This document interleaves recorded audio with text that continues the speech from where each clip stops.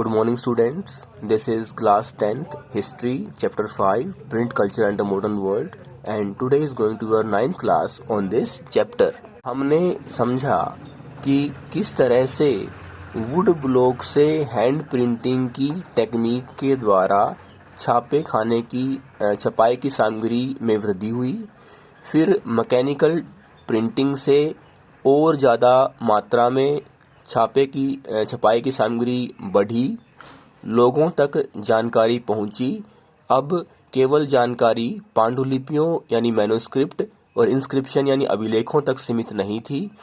अब जानकारी लोगों तक उनके जो लोक साहित्य है, जो फोक लिटरेचर है, उसके माध्यम से सस्ती कीमत पर ज़्यादा मात्रा में उपलब्ध थी। ईसाइयों की धार्मिक पुस्तक बाइबल को भी लोगों तक छपाई की सामग्री के द्वारा पहुंचाया गया। अब केवल हियरिंग पब्लिक नहीं थी, अब केवल श्रोतागण नहीं थे, अब लोग पढ़ने भी लगे थे। पाठकों का समूह भी सामने आ रहा था। लोग लिखते थे, उनकी पुस्तकों को, उनकी रचनाओं को प्रकाशित भी किया जाता था। इसके अलावा जो विचारक थे, जो थिंकर थे, जो थिंकिंग बीइंग थे, जो सोचने वाले लोग थे, उनके विचारों को भी लोगों तक छपी हुई सामग्री के माध्यम से तेजी से बड़ी मात्रा में पहुंचाया गया। तरह से प्रिंट रेवोल्यूशन आई और प्रिंट रेवोल्यूशन ने सोशल रेवोल्यूशन का मार्ग तैयार किया। उदाहरण के लिए फ्रेंच रेवोल्यूशन का मार्ग तैयार किया। इतिहासकार इस बारे में 3 तर्क देते हैं कि किस तरह से जो फ्रांस की क्रांति है वो प्रिंट रेवोल्यूशन का परिणाम थी।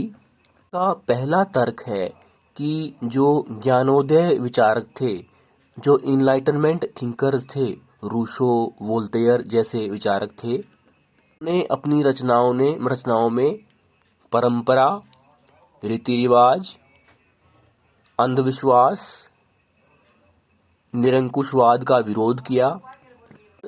चर्च यानी गिरजाघर की जो सत्ता है, जो अथॉरिटी है, उस पर भी सवाल खड़े किए।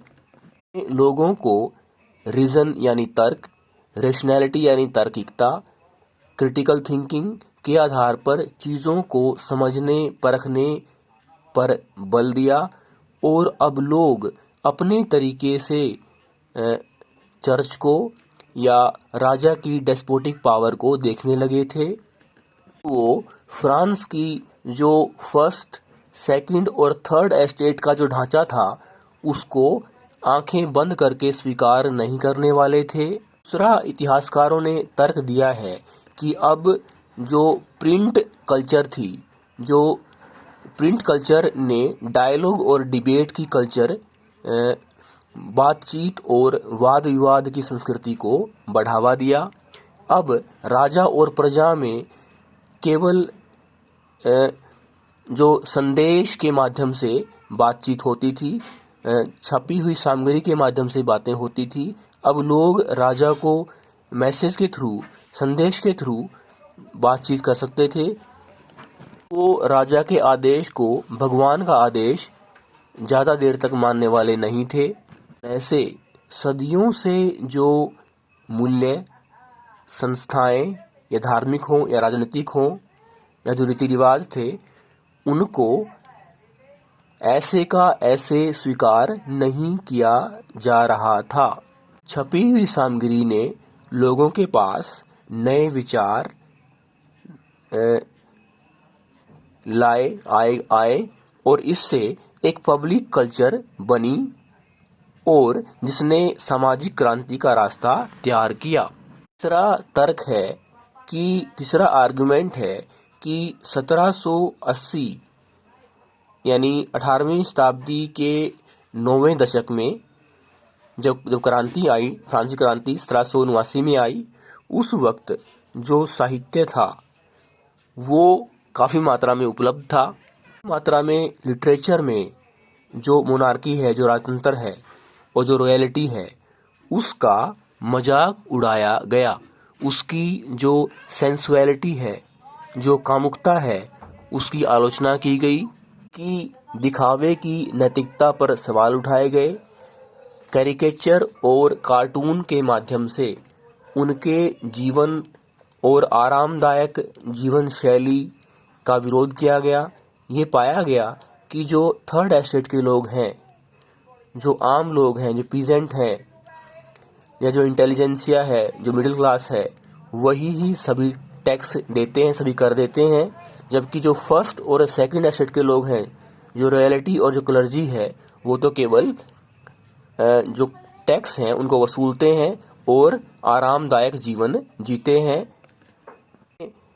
जो कर्तव्य हैं उनका पालन नहीं कर रहे। ऐसे लोगों में पॉपुलर सेंटीमेंट पैदा हुए। ये सेंटीमेंट राजतंत्र के खिलाफ थे। में हम यही कहेंगे कि जहां एक तरफ जो ज्ञानोदय विचारक थे, उनके विचारों ने लोगों को प्रभावित किया, वहीं दूसरी ओर राजतंत्र और जो चर्च है उसके विचारों में ने भी लोगों को प्रभावित किया। लेकिन लोगों ने अपनी समझ के आधार पर कुछ विचारों को रिजेक्ट किया, उनको छोड़ा और नए विचारों को अपनाया भी। तरीके से जो सोसाइटी है, जो सोशल ऑर्डर है, उसको समझा। इसलिए सीधे तौर पर नहीं तो अप्रत्यक्ष तौर पर ही प्रिंट कल्चर ने, प्रिंट रेवोल्यूशन ने लोगों को फ्रांस की क्रांति का मार्ग तैयार करने में सहयोग दिया। थैंक्स।